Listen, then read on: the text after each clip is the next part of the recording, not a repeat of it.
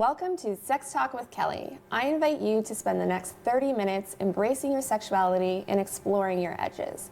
Wondering what's new and hot in sex and relationship research? Well, today we've got you covered. Let's get this sexy show on the road.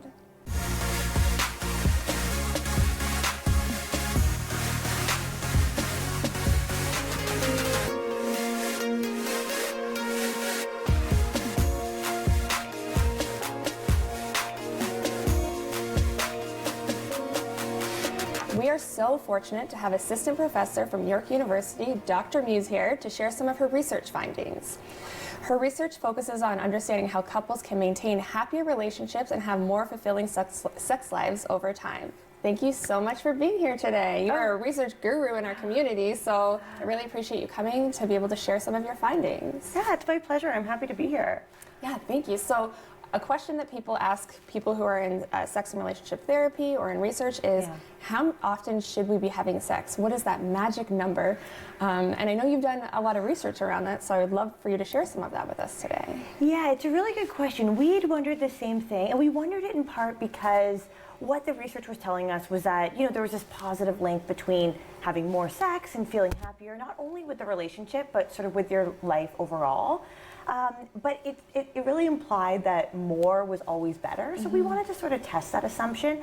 And what we found is, at least on average, that sort of sweet spot that you're talking about seemed to be around once a week. Okay. And this is for people in sort of longer term relationships. And again, it's on average. So there's certainly some individual differences. For some people that might sound like quite a lot. For other people that might sound like not nearly enough. So there's definitely some individual differences there. But what we essentially found was that overall, couples who had sex more frequently than once a week, you didn't see that significant increase in their well-being. In their overall well-being.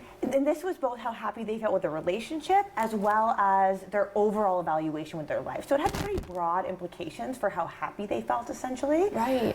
But yeah, it seemed to be around once a week. So an average in terms of engaging in intercourse or intimacy with your sexual partner is about once a week. Yeah, and we tend to let people define what sex means to them. So many people do think of it as intercourse when we're talking about heterosexual couples, but of course people are responding just about sex, so that could be a variety of sexual activities. Okay, well that's amazing, because so often people think more is always better, but that's not necessarily the case. Exactly, yeah. And it can be tailored to each relationship, potentially. If two people just are more sexually inclined, then it might be good for their relationship. But overall, the average, based on what you're saying, is once per week. Exactly, and I got a lot of reactions when this worked. Some people found it actually, I think one person described it as empowering. It kind of took the pressure off a little bit, that you didn't have to think about, trying to incorporate this multiple times a week or every day if that didn't fit for you. Right. Other people, though, felt that that wasn't quite enough. So the tricky thing is, when we're talking about partnered relationships, is that it's two people negotiating what that frequency is going to be. And they might have different ideas about what would be optimal. So it's possible that once a week kind of reflects like some compromise between, maybe one partner wanting a bit more, one partner wanting a bit less, but they're able to sort of come together on that frequency and both feel like they're getting their needs met. Yeah, and both feel relatively happy, and having like their overall happiness feels supported in that decision, or that time that they're allotting for each other and for sex and intimacy. Yes, exactly. And this was mostly heterosexual couples, but we found the results were consistent for men and women. Okay. So this sort of suggested that it was an average overall finding, although there's probably some individual differences in that preference. And I like the comparison you gave in your article about, you compared it to money. So more money isn't bad, but you probably can say it better than I can. Yeah, we sort of drew on, because this is very similar to what the research on income suggests, that people tend to think, the more money you make, the better. Right. But actually the research suggests that it kind of levels off. It sort of depends where you are, but it kind of levels off around like $75,000 to $100,000. Like after that, when people make more income than that,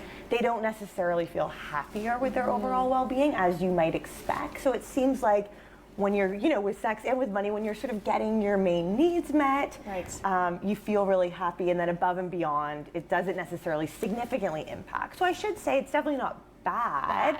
We didn't see a decline in well-being for people who had sex more frequently. It just didn't seem to increase it significantly on average. Right, and I think the tagline in your article was, only too little is bad. Yes, yes. so that's what we seem to see, that couples who are having very infrequent sex tended to be the least satisfied. Oh, that's great. So how would you drive that home to the viewers at home in terms of if maybe they feel like their partner's wanting too much sex or their partners aren't engaging in sex at all, knowing that this once per week to just make the time for one another it might be good enough. So any tips or feedback for our viewers at home? Yeah, it's a good question. I mean, I do think prioritizing that, right? People, we get so busy in our lives. Like, many people are taking care of children and, working full-time jobs, and it can be a lot at the end of the day. Right. And so I do think just allowing yourself to prioritize that time with your partner, and even if it's not always, whatever you consider sex to be, right, if there's some kind of intimacy or connection, I really think that's what's important. So setting aside that time to be able to have that intimate connection seems to help couples maintain their satisfaction.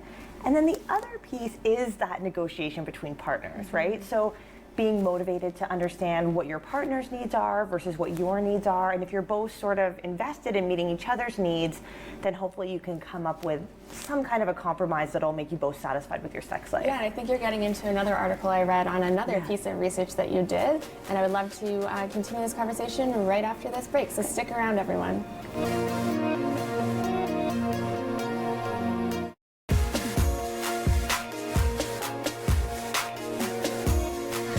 Back with Dr. Amy Muise, and we're talking all things sex and research. So thanks again for being here. My pleasure. Oh yeah. So research has consistently demonstrated that people who are most satisfied in their sex lives are also most satisfied in their romantic relationships. So I know some of your research also focused on communal strategies and trying to apply that to the dynamic of a relationship in terms of how to enhance people's relationships and sex lives. Can you share a little bit about why you decided to take that novel approach? Yeah, this is a really good question. So this communal perspective is really about being motivated to be responsive to a partner's sexual needs. So being motivated to meet a partner's sexual needs. And we know from broader relationship literature that this approach more generally in relationships tends to link to benefits. So we've been applying this to sexuality to see if people who are higher in what we call sexual communal strength, so this motivation to meet a partner's needs, do actually report benefits in their relationship. So what's really interesting is that people who tend to be more communal, they have partners that feel more satisfied in the sexual relationship, in the relationship overall, and they also feel more committed to the relationship over time. Right. But this approach doesn't just benefit the partners, the people themselves who are more communal, they tend to report higher desire and satisfaction as well. So it seems like there's this interesting paradox where actually refocusing on a partner's needs or trying to take a partner's perspective can actually have these benefits for the person's own feelings about their sexual relationship. Yeah, and I think what you're saying is amazing, and I can even see it showing up in even my work in private practice as a sex therapist. Is so often people can get stuck in their own experiences of what's going on, right? And when they can kind of step away from that or start to look at their relationship as a whole or start to focus on their partner, that sounds like a nice strategy to try to get things moving in a different direction if people are feeling a little bit stuck or that their needs aren't being met. Yeah, I think so. And I think then people tend to be more focused on how things are going to be mutually beneficial, right? So they don't just focus on, okay, what are the costs to me of engaging in sex right now if I'm not really in the mood? Instead, it might shift the focus to thinking about, well, what might be the benefits for my partner and my relationship? So maybe, my partner's going to feel really loved and desired, or we're going to end up feeling close and intimate, and that's going to be good for us overall. And we know that people who do this tend to make those kinds of sexual decisions that are incorporate the partner in the relationship more into that process. Right. And then both partners end up feeling happier with that sexual experience as well as their relationship overall. Yeah. So it really does seem to be this important way to think about a sexual relationship. And I always want to be clear about this perspective that it doesn't mean that people should always engage in sex when their partner wants to, but they're in the mood. I think it sort of goes both ways because we know that this idea of being responsive to sexual needs isn't just about the need to have sex, it's also about understanding maybe when your partner's not in the mood. So it's really about perspective taking from both angles. Right. So for example, if you sort of are interested in having sex and you're trying to initiate with your partner and you notice that they're not receptive, a lot of times I think people just kind of push forward with that or maybe get angry about it instead of saying, oh, I'm sensing that maybe you're not interested in sex, I was thinking maybe we would, engage in something, and asking them like what their barriers are, like if they just had a bad day, or, what they would be in the mood for. Maybe they're not in the mood for sex, but maybe they're in the mood for some other kind of intimacy that could also enhance the relationship. Right. And then I think we see it on the other side where your partner's trying to initiate something with you. I mean, especially in long-term relationships, we tend to get a sense of what, maybe not always, but we tend to get a sense of this. Yeah. And sometimes you might go up to bed early or roll over, pretend to be asleep, instead of at least acknowledging the partner's need, even if you're not going to meet it at that time. Like, oh, I can sense that you're interested in having sex. I'm not really in the mood, but maybe we could schedule some time this weekend, or maybe we could make sure to like plan this date night or plan this alone time. And that way I think that people, even if the sex doesn't actually happen, people end up feeling like at least their need was acknowledged. Right, and there's a closeness in that as well, right? So, and even by pretending you're asleep or avoiding it at all costs, that's taking an avoidance approach, which could create more distance and frustration, or a built-up of narratives or stories we're telling ourselves in our head, like they're not attracted to me, or they're not wanting to engage in sex with me, or vice versa. They only want sex from me. They don't recognize how tired I am, without being open to talking about that. And then that in turn could help them to navigate discrepancies in their desires or sexual preferences throughout their lifetime together, right? If they can stay open and curious and acknowledge one another. Yeah, exactly. Because I think the thing about long-term relationships is we know desire tends to decline. And over time, it's unlikely that partners are always going to have the exact same level of desire at the same time. Right. So, for some couples, these differences might be more chronic. Like one partner might clearly be the higher desire partner and one might be lower. But in a lot of couples, it's kind of ebbs and flows. One partner's having a stressful time at work and they're just not interested in sex for a little while, or as interested as they typically are, and vice versa. So I think that acknowledging that and acknowledging that, yes, sometimes sex is going to be more driven by one partner's interest, and it's okay also to engage in sex when your partner's interested when your own personal desire is low, if that's something that's sort of in line with how you genuinely feel. Right.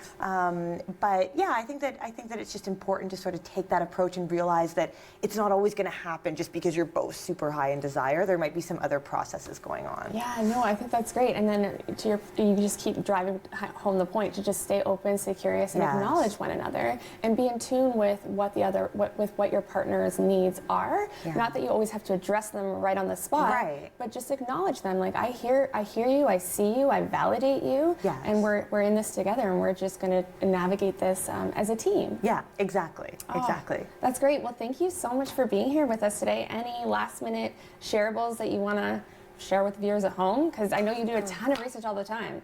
Yeah, I do. So the other thing I will quickly mention is I think it's also important to think about what's happening outside of your sexual relationship. So we do know from some other work that we're doing that engaging in sort of experiences that are novel and exciting with a partner also tend to promote sexual desire and even sexual activity. So being mindful of, couples get busy and you don't always have a lot of time together, but just being mindful of how you actually use the time you do have together is really important. So thinking about doing something that might be a little bit different than typical, instead of like your familiar and comfortable activities, can actually provide some of that boost to your sex life. Yeah, and so just being a bit mindful of that, because I know that life gets busy and we don't always prioritize those things, but I think it's important to think about. We do know that it tends to have benefits. No, I think that's great. Thank you for leaving us on a high note. Yeah, my pleasure. How can people get in touch with you? Because I know you have an amazing website with all of your research hosted there. So so people go to www.amymuise.com. You can see all of my research papers and some ongoing studies there. And then through that, there's lots of different ways to contact me. Awesome. Well, thank you so much for being here. Great. My pleasure. Thanks for having me. Anytime. We'll be right back with more.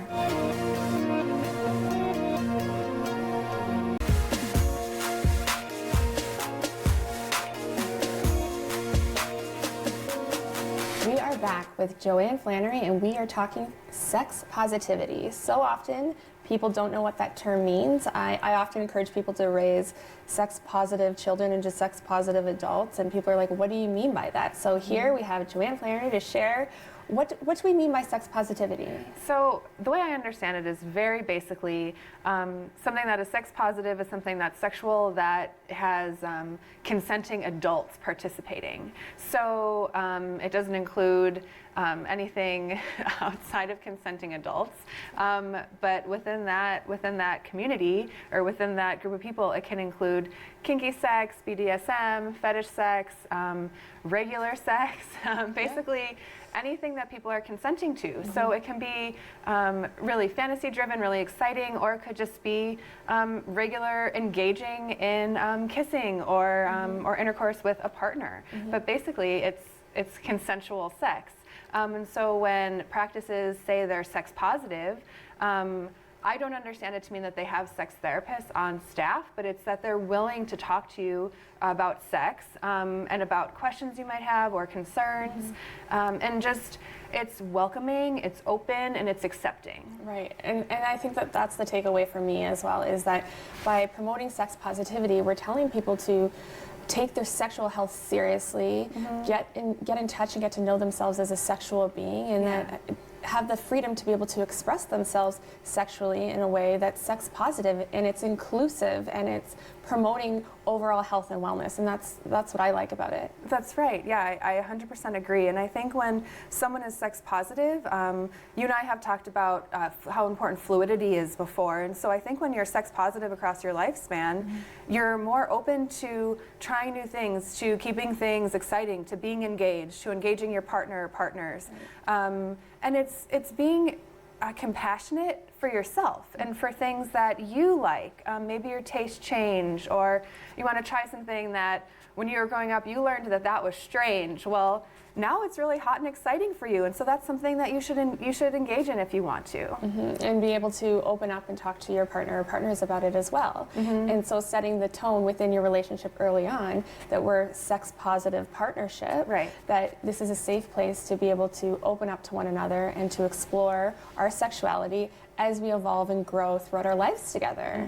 Yeah, I think that's a great idea, to have that understanding with your partner or partners, like, I want us to be sex positive. So that might not even, that could be like you go 5 years without wanting to introduce something new, or, but it's just having that blanket consent to talk to each other about something you might be interested in. Yeah. And because talking about sex can be uncomfortable, and all of a sudden thinking that you want to try something new or engage in something new or different than what you have been doing for 10, 15, 20, 30 years, and now you're wanting to engage or experiment with something, it can be nerve-wracking and scary to bring that forward to someone who knows you so well, and all of a sudden you're going to say, I've changed, or I'm thinking about changing. Do you want to come along for the ride? That's right. And I think that it can really bump some people up against their edges, because sometimes people want to introduce new people into their sexual repertoire when maybe they were a couple before, or they want to open the relationship, or maybe someone in the relationship is interested in trying something kinky and their long-term monogamous partner is not interested in that. And so it's being willing to have those conversations. Speaking of conversations, how would you suggest bringing sex positive as a value into the home, into somebody's home? Like, where could people start with identifying that, yes, this is a value that I want to be a part of our family, and how could they incorporate that in their day-to-day lives? Yeah, and so that's a great question. And so I think a good way to start to incorporate it into your day-to-day lives is notice when something sexual comes up, if you start to feel anxious or nervous, and just pay attention to yourself and to see how you react, because it's better to know yourself, to know your edges, to know where you stand, and then when something comes up with a partner or with your kids that they are interested in an explanation, or they're becoming curious, rather than demonstrate how nervous you are, and you can explore that for yourself first. And so I think it always starts with the self. Agreed. Yeah. Self is where it's at. That's right. You got to love yourself. You got to know yourself if you're wanting to have these amazing relationships and fulfilling sex lives. That's right. But I think that you're hitting on something there as well. Is so if something is making you uncomfortable, take a pause and take a moment and try to peel back the layers as to why. Does my upbringing have something to do with this? Is it societal stigma that has something to do with this? Or is this maybe something that, no, I'm just never going to be comfortable with? Right. So really kind of dive into that and explore your edges, and then you can make a conscious decision about how you want to evolve or move forward with yourself as a sexual being. Right, so having that childlike curiosity. And then another thing that I think is important is meta-communicating. And so when you start to talk to your partner about something or your kids about something, check in and say, how is this going? Am I coming across positive? Am I coming across clear? And so have the dialogue, have it be acceptable for you to check in about your dialogue, because there are a lot of, people leave conversations all the time. I know I do, and I think, oh, was I clear? Did they know what I was saying? Because in the moment, things get really exciting, or you're caught in the moment, or however. And so I think meta-communicating is important. You can do that about everything. Everything. Yeah, communicate, communicate. Did I mention communicate? No, I think Communicate about communicating. Communicate about communication. Just keep it up. Yeah. Don't stop. Share with that, and then get to know yourselves. Really, you can use sex positivity as a value, and just knowing that it is all about consent and pleasure and people living fulfilling, meaningful lives. Right. Things that mean something to them. It's self-expression. So. Okay. Well, thank you so much for being here today, Jo. I love being super here. helpful. How can people get in touch with you? You can find me at sexologyinternational.com. Awesome. Or check out her social media. It should be up on the Social screen. media. Please stick around. We'll be back with more after the break.